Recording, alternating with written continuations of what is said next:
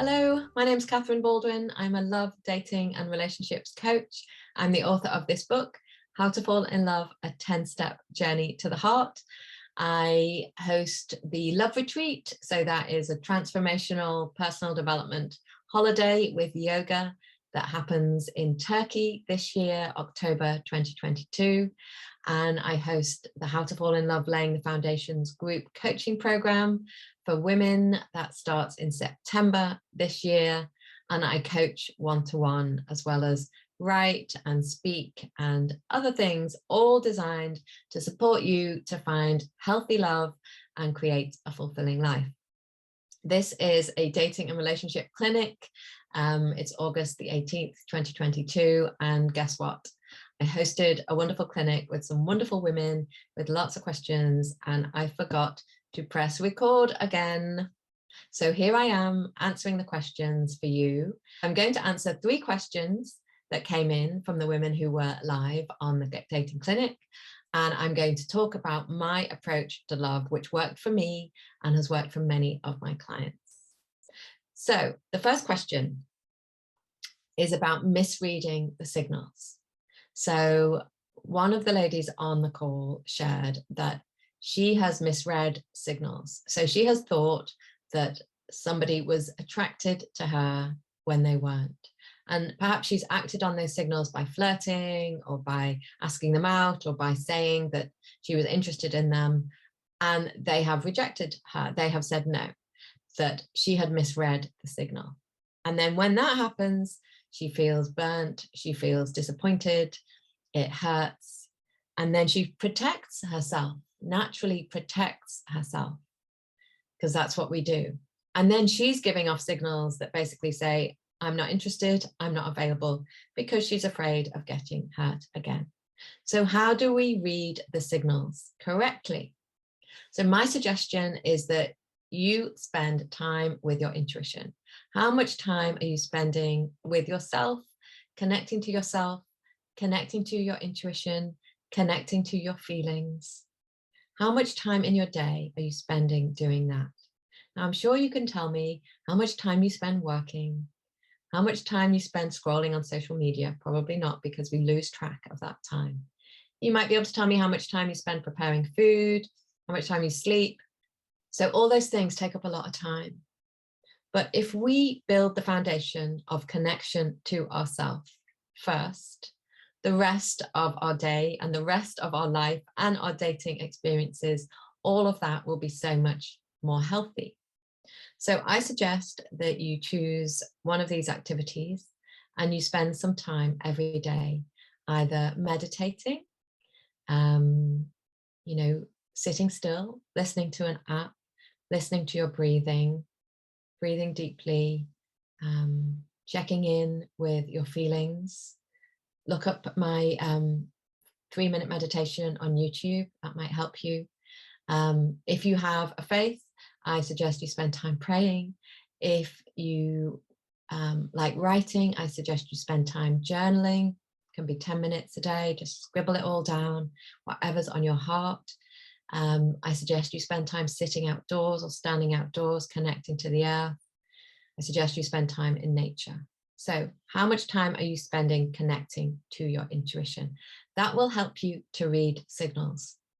The other thing that will help you to read signals is knowing whether you are dating with a craving, with a yearning, with a longing. So we have a natural desire to want to be with someone, to want to touch someone, love someone, kiss someone. That's natural.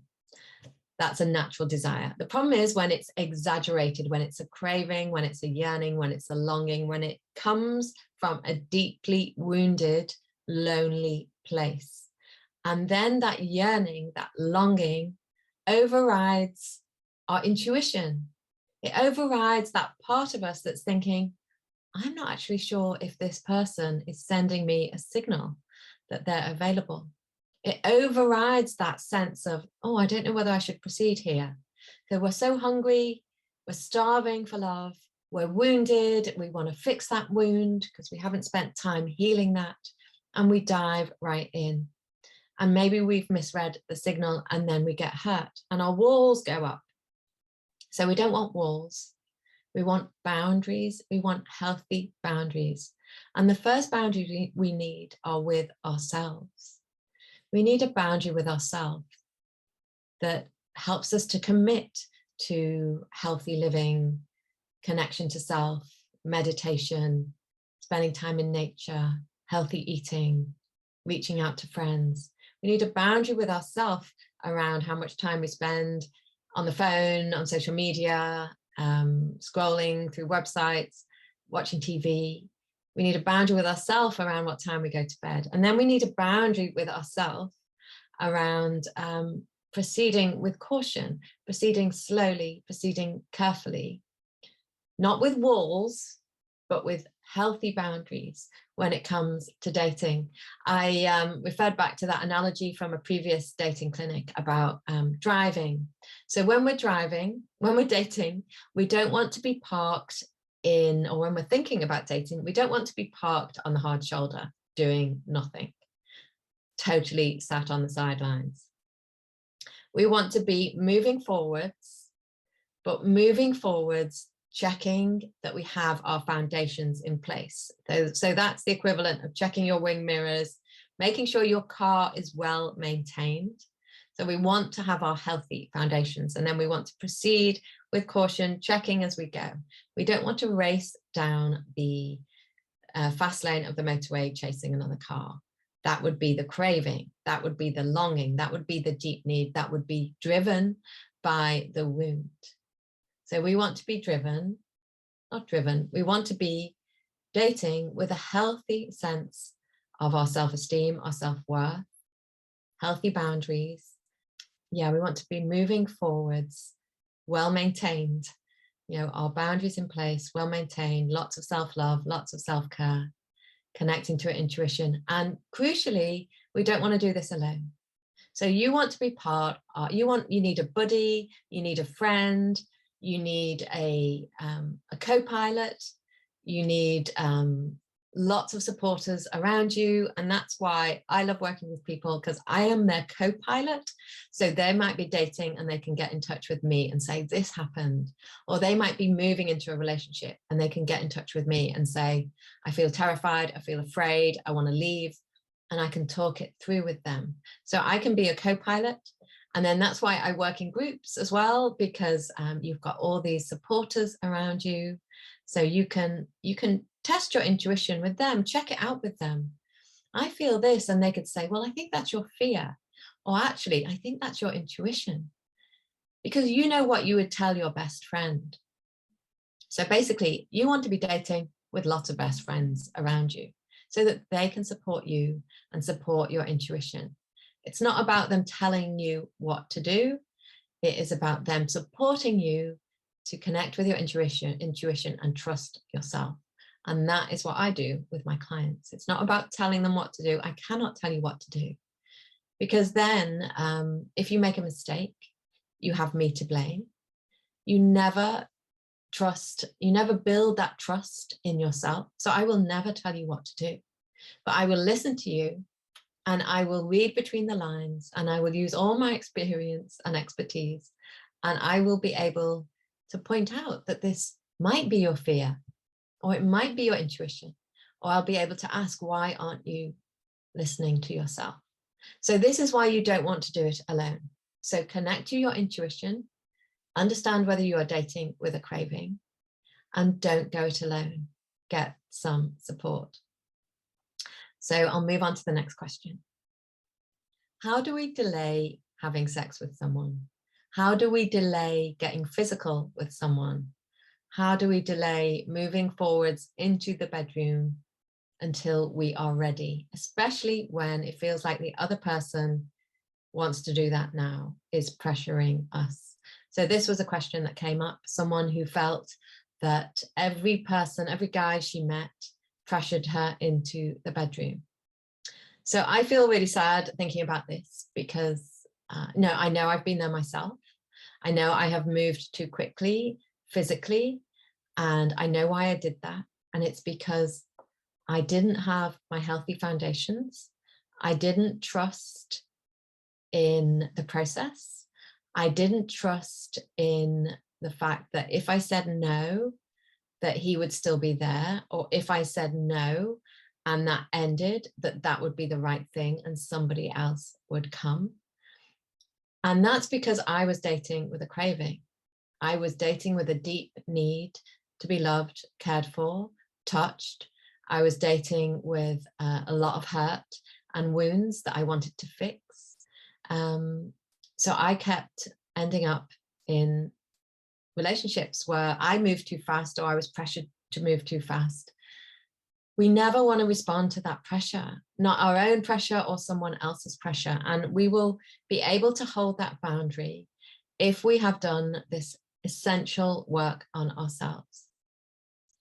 If we have built our foundations, connection to self, connection to intuition, connection to feelings, getting familiar with our feelings, feeling our feelings, healing our feelings, if we have feelings that need healing, self-esteem, self-worth, self-confidence, emotional resilience, understanding our unhealthy relationship patterns, changing those patterns, and letting go of old beliefs, old behaviors, harmful behaviors, self-sabotaging behavior.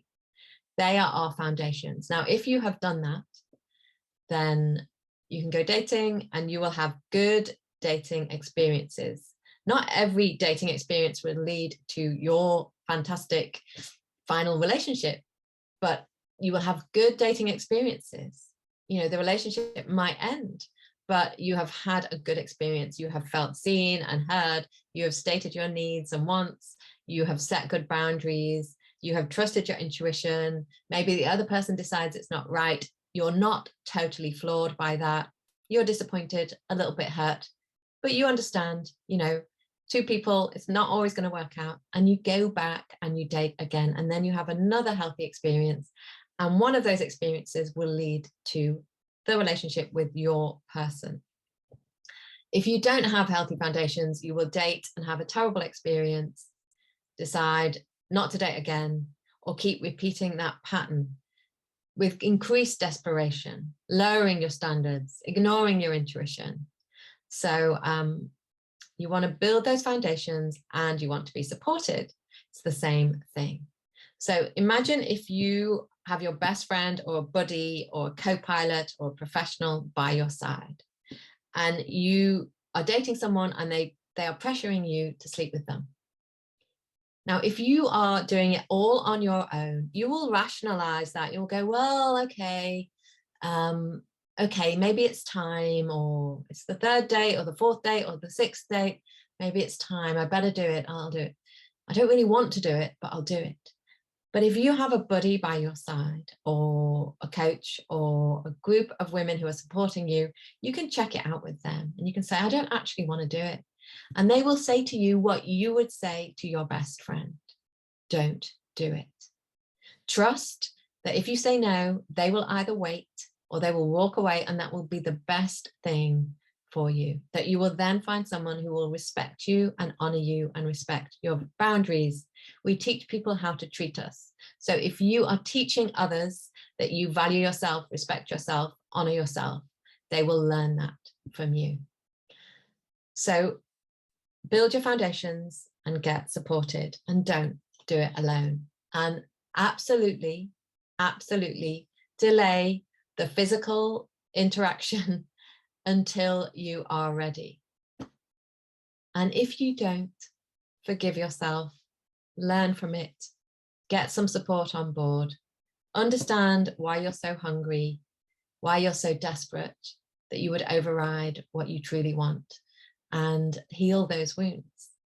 And, you know, it seems that my answers to these questions are often the same, which is why I'm so passionate about my foundations first approach, which I'll talk about in a moment after the next question.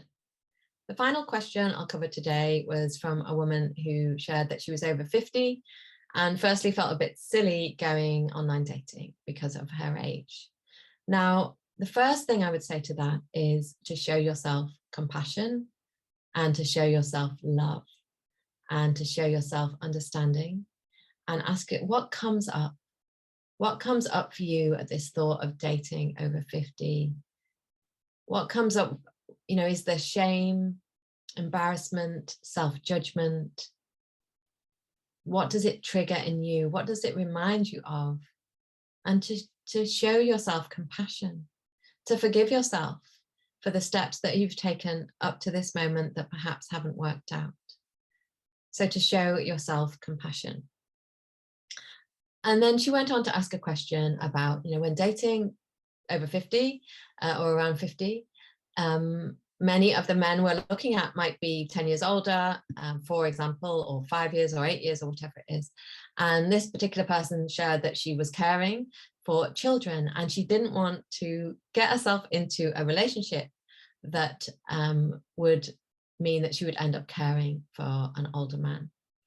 And I absolutely understand that and have compassion for that point of view. And when I was dating in my 40s at the time, I remember having some chats with some guys who were in their 50s, and one of them was talking about retirement. I was like, what? Retirement? I'm just getting started. My life's just getting started. And that really turned me off. Another guy was talking about moving to the coast, to Dorset or Devon, and he talked about the healthcare, that it wasn't good enough. And I was perfectly healthy. Why would I worry about that? So I can understand that this is a turn-off, and the thought of having to care for someone. What we want to do when it comes to dating is try and reduce the thinking and spend more time feeling. So we can choose who we don't fall in love with, because we can choose not to fall in love with commitment phobes, addicts, people who are workaholics, alcoholics, emotionally unavailable. If we have our foundations in place and lots of support, we can choose not to fall in love with them. We can choose not to pursue a relationship with them. But I think when it comes to falling in love, actually falling in love positively, we don't necessarily choose that. It happens. It happens. If I think about my thinking when I was dating, I thought I would be with someone who was like this, this, this, and this. And I fell in love with somebody who was like this, and this, and this, and this. So my thinking didn't really help. It was my feeling. It was my feeling. So I would get out there and have some practice. So proceed with dates with people. I would put the age thing aside within reason, and I would meet people who sound interesting, people who I am curious about and I want to know more about, and treat it as an information gathering exercise. And maintain all the things I've talked about, your intuition and the support that you need in place. But I think the judgments that we make about people, oh, they're too old, or they're too this, or they're too this, or their nose is too big, or their career isn't good enough, or they didn't study at this university, or whatever it is, I think they come from our thinking. And I believe we want to move forward with our feeling. Now, I say that, we don't want to disengage our brain, and we don't want to be totally driven by our hunger and our emotions. But we do want to connect on a deep level to our intuition and our truth, and trust that we know what's right for us, and trust that if we keep moving forwards with our foundations in place, the right person will come. So we want to be open. We want to be authentic. And I did share about a friend of mine who married many, many years ago, a younger man. And very sadly, she is very sick now at my age, and he isn't. So I don't think we can judge in this way. Within reason, I would try and be open. So they're the questions that we covered on today's dating clinic, and I did go into a lot more detail, of course, but I wanted to do a recap for you.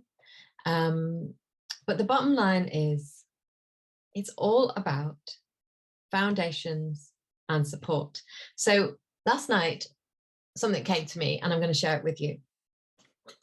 And this is my approach to dating and relationships. And it is an approach that worked for me and that has worked for many of my clients. So I'm going to share something I drew. So if you can read that, it says foundations for love first. We have a heart and we have a person. So this is the person that we are interested in, man, woman, person, whatever you fancy. And here is our heart. So if you notice, our heart is kind of suspended in air. And this is to represent that in this moment, my heart is unsupported. It doesn't have any support around it. My heart initially is also wounded. So it's got these holes in it. So we all have wounded hearts. We all carry hurt. We have all had relationships right from our very early years, and hurt happens in relationship to differing degrees depending on our childhoods, but hurt happens in relationship. So we all have wounded hearts. We all have delicate hearts. We all have vulnerable hearts. And if you think about these holes, these are holes in my heart. These are wounds. Now, if I am carrying my wounds like this and I haven't done anything to heal my wounds, then what's going to happen when I meet someone is I'm going to dive right in and I'm going to try and fill these holes. I'm going to try and heal my wounds. I'm going to be desperate for love, desperate for relationship, desperate for affection, desperate to be seen, to be heard, because I have all these unmet needs. I have all these holes in me, these needs that weren't met in my childhood, and I'm desperate to meet those needs or get someone to meet those needs. So I fall into these relationships and I fall quickly. But what happens, again, if we are wounded, if we have these wounds, is we get close to intimacy, we get close to relationship, and then we get spooked and we run off in the opposite direction, or we find someone else instead. Or the other thing we do is we fall for emotionally unavailable people because our subconscious tells us that those people are safe, that they're not going to hurt us, they're not going to leave us, because we can't actually connect with them on a deep level. So you might fall into a relationship with emotionally unavailable people or with healthy people, and then you might pull back. You might be pushed away by the emotionally unavailable person, or you might pull back. And this is where we get the push, pull, push, pull, push, pull, crazy making. And also you might have been on the receiving end of this. So I did this, and I was also on the receiving end of this. So this is when our heart is holy, is unsupported, and we haven't done anything to heal our wounds. So what do we need to do? We need to support our hearts. We need to build foundations beneath our hearts. These are supposed to be straight lines, but that's my left hand. We need to build solid foundations beneath our hearts. So the foundations I'm talking about: connection to self, connection to your feelings, connection to your intuition, self-esteem, self-worth, self-confidence, emotional resilience, a strong inner core. I'm talking about understanding your unhealthy relationship patterns and the fears that drive your patterns, and changing those patterns, understanding your fears, facing your fears, changing those patterns so that you're no longer stuck in the push-pull, so that you no longer get drawn to emotionally unavailable people. And I'm talking about letting go of lost loves, letting go of past beliefs about relationships, letting go of negative beliefs about ourselves, letting go of the past, letting go of certain hopes and dreams that have been shattered to make way for the new. Now, these are what I call the foundations. There are 5 of them. Laying the foundations. And what happens when you lay these foundations is you can then date with courage, clarity, and confidence. Now, what you also need alongside your foundations, you need people. You need other people who are on the same journey, or you need a co-pilot, or you need a co-pilot and people. And that is what I offer in my group coaching programs and on my retreats and in my coaching. So what happens is when you're supported, these foundations protect your heart. They're like having healthy and loving boundaries around your heart. They're not walls. They don't keep people out. They let people in at the pace that you want them to come in, at the pace at which you are comfortable. So lay your foundations, get your support, have those boundaries around you. And what happens if you do that? You will do some wholehearted dating. So you will date with a whole heart. Now, you don't have to be perfect. You don't have to fill all the holes. You don't have to heal all the wounds. But if you heal enough of the wounds and build those foundations, then you will be able to date with courage, clarity, and confidence.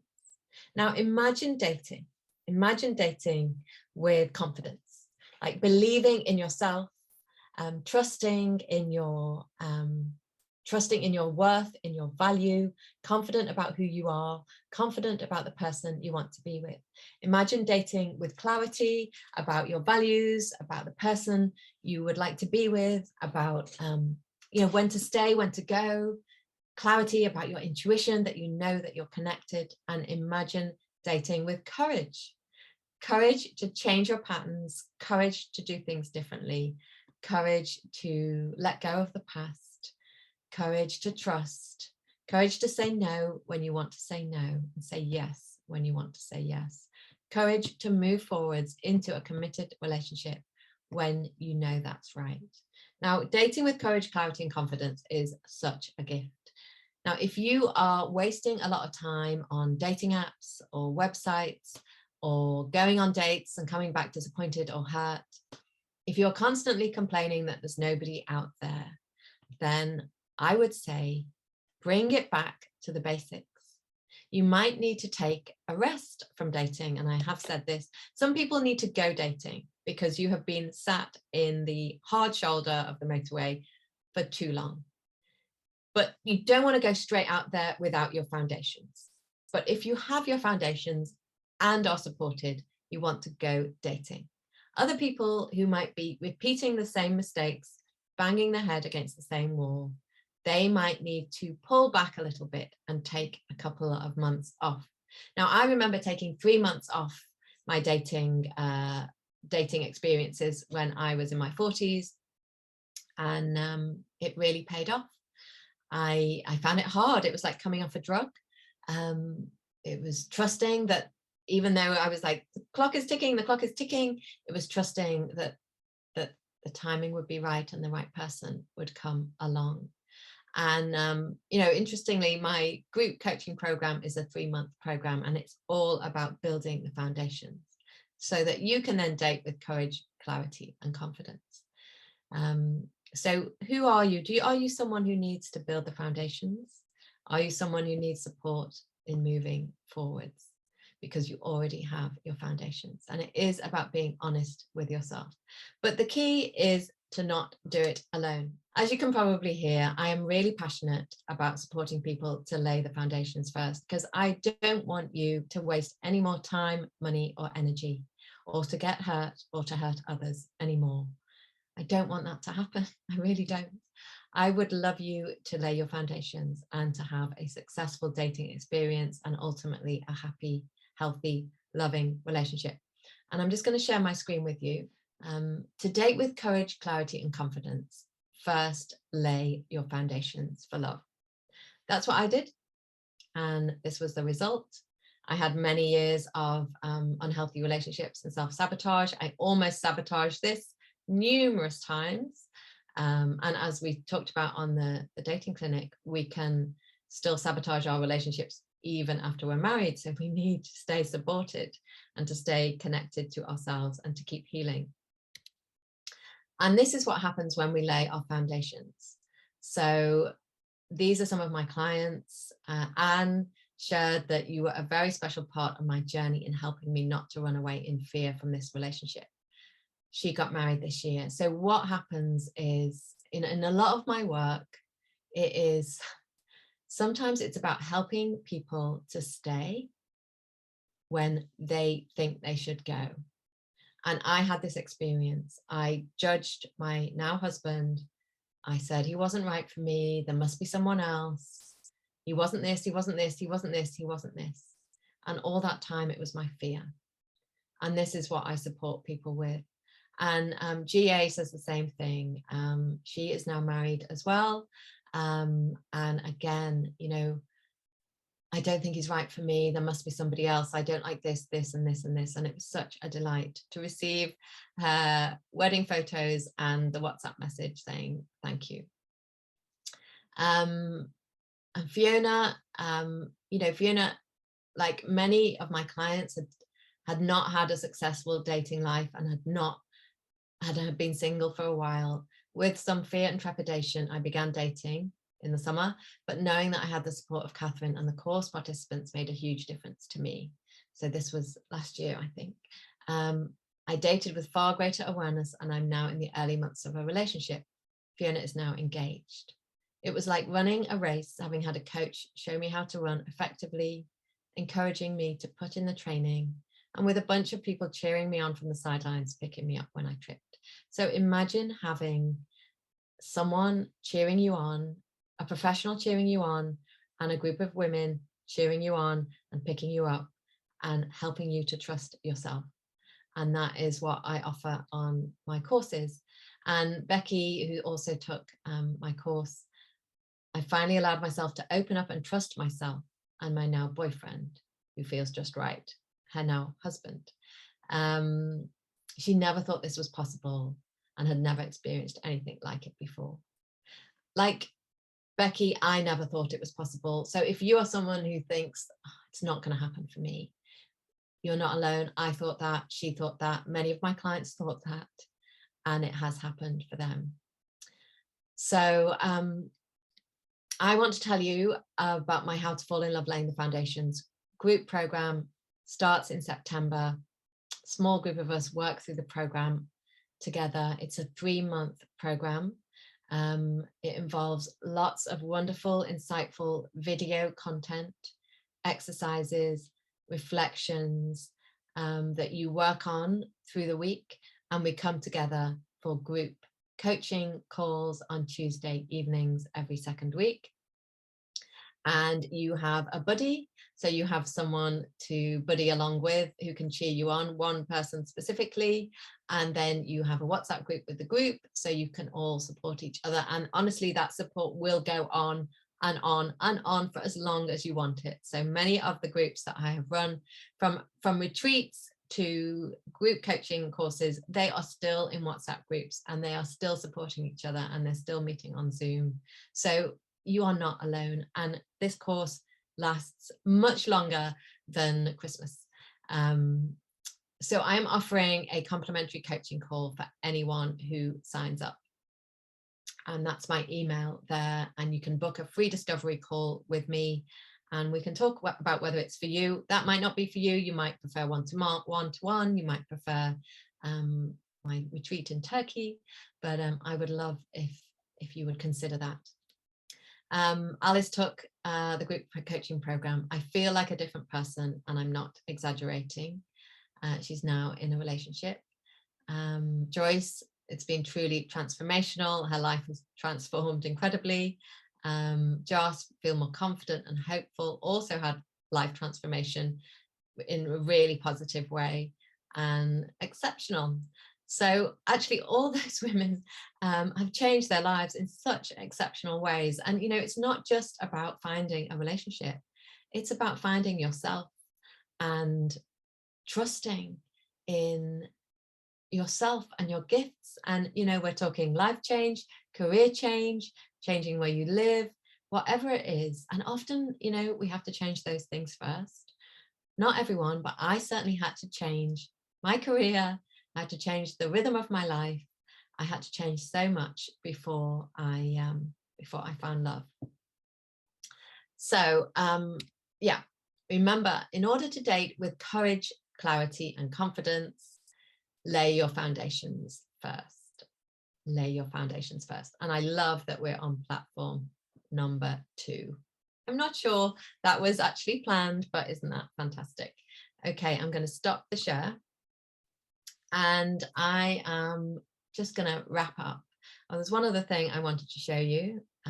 This special event is happening in October, the Love Retreat in Turkey, a transformational personal growth and healing retreat with yoga, laughter, and boat trips. I say laughter because we laughed so much. October the 15th to the 22nd, small group of women. This is what we do. It's absolutely amazing. So book a discovery call with me and we can talk about that. Okay. To wrap up, if you think about all the questions that you have about love, dating, and relationships, the bottom line is, how are your foundations? Are you craving? Are you hungry? Are you ignoring your intuition? Do you not understand your patterns? Do you not understand your fears? And if you can understand your patterns, understand your fears, get support to face your fears, grow in self-esteem and confidence, connect to yourself and your intuition, you will have those foundations and you will date with courage, clarity, and confidence, and you will find your person. Thanks for watching. I'm back next week, Thursday, August 25th, for another dating and relationship clinic. And remember, don't go it alone.